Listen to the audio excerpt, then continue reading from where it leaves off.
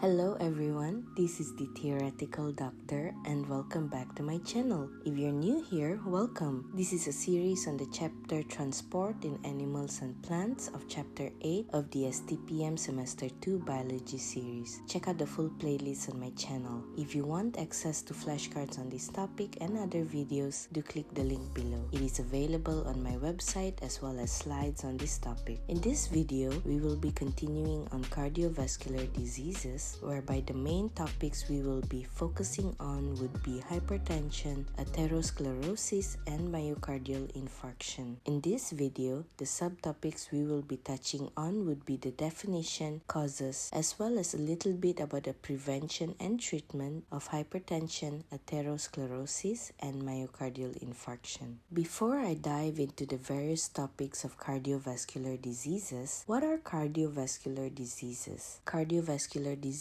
are disorders of the heart and blood circulation. Blood pressure is the force of blood exerted on the walls of the blood vessels when the heart pumps. It's the pressure of the blood. Hypertension is chronically elevated blood pressure with systolic pressure greater than 140 mm mercury and diastolic pressure higher than 90 mm mercury. Basically, it's more than 140 by 90 mm mercury. Chronic here means long-standing. So a person's blood pressure is measured using a sphygmomanometer. This is the mercury kind, this is the electronic one, and this is the aneroid one. Hypertension is also known as the silent killer, as the affected person may not show outward symptoms until a stroke occurs. A stroke is the most common complication of hypertension, long-standing hypertension, if it's not under control. So, causes of hypertension. You have the primary hypertension, which accounts for 95% of all hypertensive cases, as well as secondary hypertension, which is due to other underlying disease and contributes to about 5%. The first one, primary hypertension. It can be caused by genetic factors because certain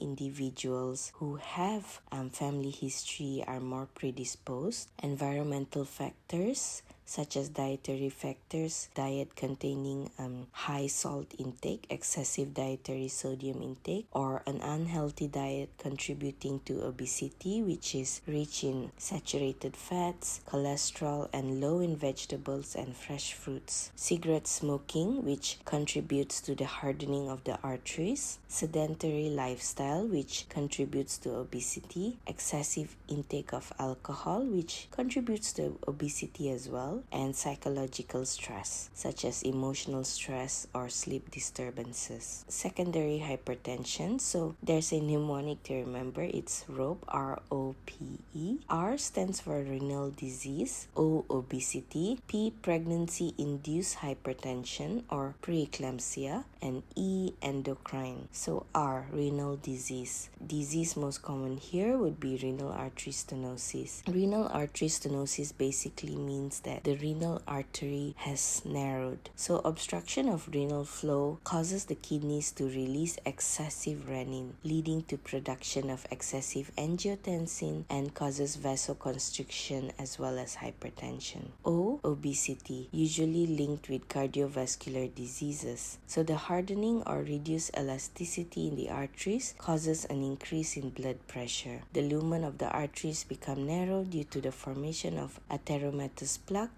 and the heart has to pump harder to force the blood through the arteries. P, pregnancy-induced hypertension or preeclampsia. E, endocrine, such as Conn syndrome. So most endocrine conditions can cause hypertension, but primarily hyperaldosteronism, Conn syndrome, whereby there is hypersecretion of aldosterone from the tumor of adrenal cortex causing excessive fluid and sodium retention. Preventions and treatment. So preventions, maintaining a normal body weight, regular moderate exercise, follow a healthy diet, no cigarette smoking or quit smoking, stress management, and limitation of daily alcohol intake. For treatment, this is how I remember ABCD. So A for angiotensin converting enzyme inhibitors or ACE inhibitors, B for beta blocker, C calcium channel blockers, D diuretics. So The function of ACE inhibitor would be to block the formation of angiotensin, so it promotes vasodilation. Beta blocker, it inhibits the secretion of renin and decreases the heart rate and contractility. C, calcium channel blocker, it slows down the calcium entry into the myocardial fibers, so it decreases the myocardial contraction and finally the heart rate. D, diuretics, it increases the elimination of water and salt in the urine through renal tubules. Atherosclerosis. Athero means soft or porridge-like, sclerosis, hardening. So it is a combination of atheromas. Atheromas are fatty deposits in the artery walls, and sclerosis, which is the process of hardening or stiffening of the blood vessel walls. Atherosclerosis affects the medium and large arteries. Another term to know here is arteriosclerosis. Arteriosclerosis is the same as atherosclerosis, but instead of medium and large arteries, it affects small arteries and arterioles. All patients with atherosclerosis have arteriosclerosis, but those with arteriosclerosis might not necessarily have atherosclerosis. It is caused by chronic inflammation and activation of immune system in the artery wall and is a progressive disease in which the smooth muscle cells, foam cells, and lipid deposits, especially cholesterol from the blood, accumulate within the tunica intima of the arteries. Fibroblasts may infiltrate inside and calcium ion may deposit. So this causes deposition of lipids in the artery wall, followed by development of fibrous atheromatous plaques. Stiffening of the artery walls leads to hypertension and strain on the heart as it tries to pump blood against resistance. Stenosis will lead to reduced blood flow and eventually the patient may have chest pain, so that's angina. Thrombus may rupture, forming an embolus which will then block the distal vessel, leading to ischemia. Ischemia means